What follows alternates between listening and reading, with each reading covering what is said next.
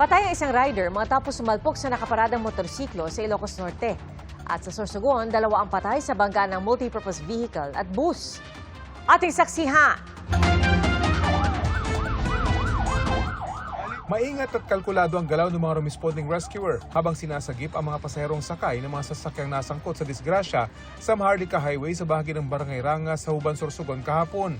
Batay sa investigasyon ng Huban Municipal Police Station, binabagtas ng isang multipurpose vehicle ang highway nang aksidenteng mapasok nito ang kabilang linya sa isang kurbadang bahagi ng kalsada.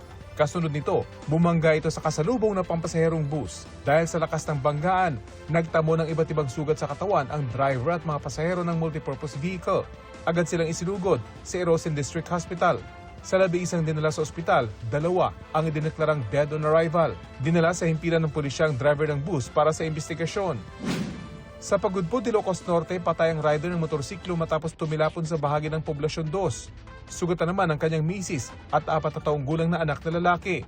Sa investigasyon, biglang nawala ng kontrol sa manibela ang rider at bumangga sa nakaparadang motorsiklo. Sa lakas ng impact, tumilapon ang rider at bumangga sa bakod at poste ng solar light. Isinugod naman ang mag-ina sa pinakamalapit na ospital.